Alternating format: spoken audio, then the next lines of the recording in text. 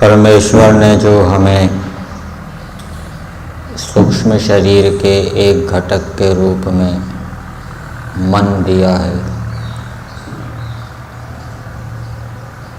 वह मन ही बंधन और मोक्ष का कारण बताया गया है। दुखों का कारण और सुखों का कारण ये मन है। शुद्ध मन सुखों का कारण है, दुखों से मुक्ति का कारण है।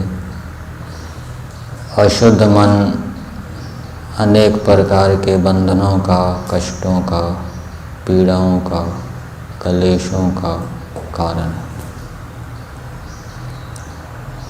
शुद्ध मन के अंदर एक लगन होती है।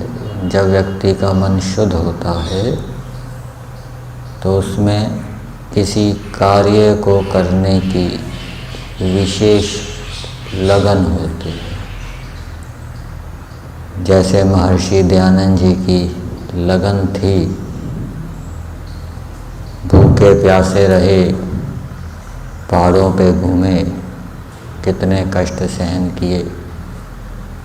ऐसे ही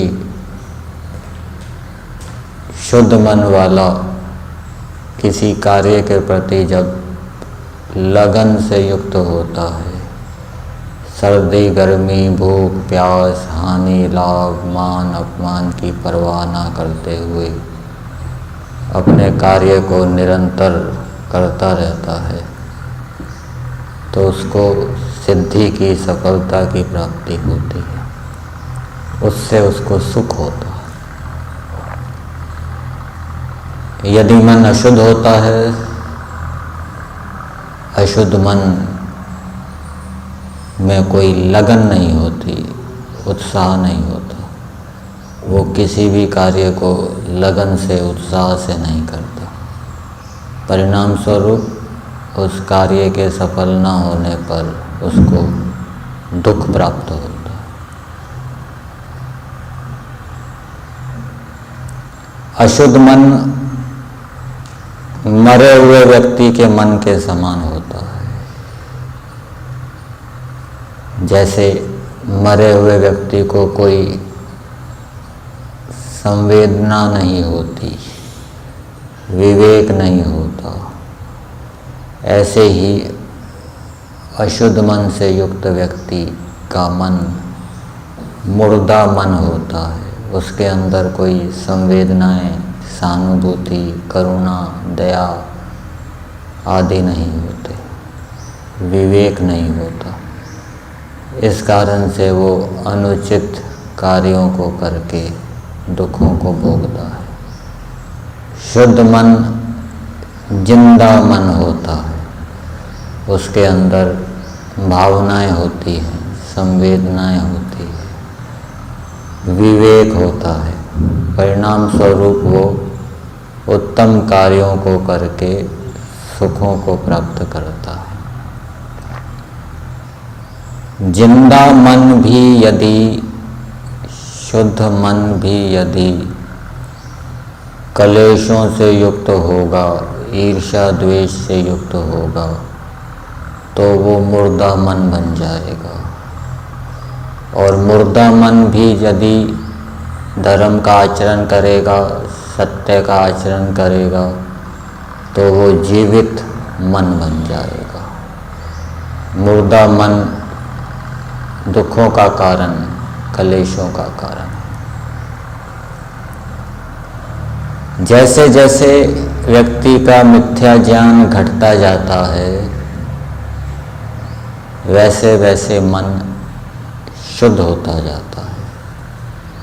और जैसे जैसे व्यक्ति का तत्व ज्ञान बढ़ता जाता है, विद्या बढ़ती जाती है, वैसे वैसे व्यक्ति का मन शुद्ध होता जाता है। आर्य समाज के नियम में भी दिया है, अविद्या का नाश और विद्या की वृद्धि करनी चाहिए। जैसे जैसे विद्या की वृद्धि होती जाती है, मन शुद्ध होता जाता है, अविद्या का नाश होता जाता है, मन शुद्ध होता जाता है। विद्या की वृद्धि के लिए, अविद्या के नाश के लिए योगाभ्यास, योग के 8 अंगों का अनुष्ठान बताया गया है। उसमें से एक घटक है अहिंसा। मन, वचन, कर्म से किसी को अन्यायपूर्वक कष्ट ना देना, वैर भाव ना रखना, ये अहिंसा का स्वरूप है।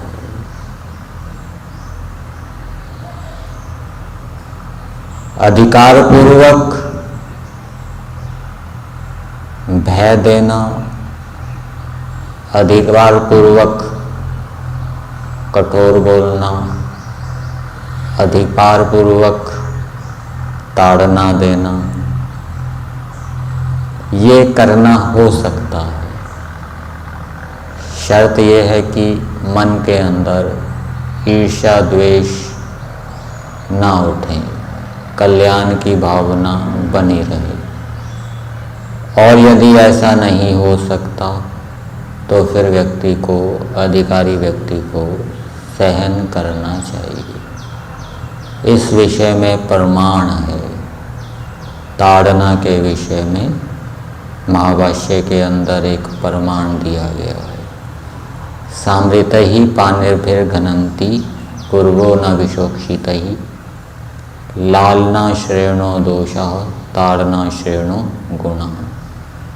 जो माता पिता होते हैं, गुरु आचार्य होते हैं, वो अमृत से सने हुए हाथों से अपने संतानों की, शिष्यों की ताड़ना करते हैं, क्योंकि ताड़ना करने से शिष्य गुणों से युक्त होते हैं और लाड़ प्यार करने से वो अनेक दोषों से युक्त हो जाते हैं। इसलिए अधिकारी व्यक्ति भी यदि अहिंसा का पालन करना चाहता है तो उसके अधीनस्थ व्यक्ति यदि गड़बड़ी करते हैं तो ये उसका कर्तव्य है। यदि उसमें सामर्थ्य है तो वो उनको, उनकी गड़बड़ियों को रोकने के लिए दंड दे, ताड़ना करे, भय दे, कठोर भाषा का प्रयोग करे, कल्याण की भावना से करे। ऐसा करने से भी उसका मन क्या है, शुद्ध होगा। मन की शुद्धि का उपाय मुख्य रूप से पहले बताया जा चुका है, धर्म का आचरण, और उसका एक विभाग है सब मनुष्यों के साथ उचित व्यवहार। जो व्यक्ति व्यवहार में सावधानी रखता है वो अपने मन को शुद्ध करके अपना भी उपकार करता है और दूसरों का उपकार भी करता है।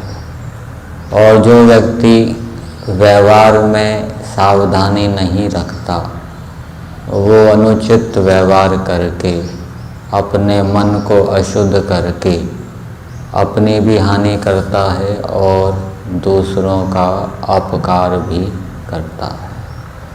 इसलिए व्यवहार को जानने के लिए महर्षि दयानंद जी कृत व्यवहार भानु ग्रंथ को पढ़ना चाहिए, विद्वानों से पढ़ना चाहिए, समझना चाहिए, जिससे कि उचित व्यवहार करके व्यक्ति अपने मन को शुद्ध करके अनेक सुखों को प्राप्त कर सके।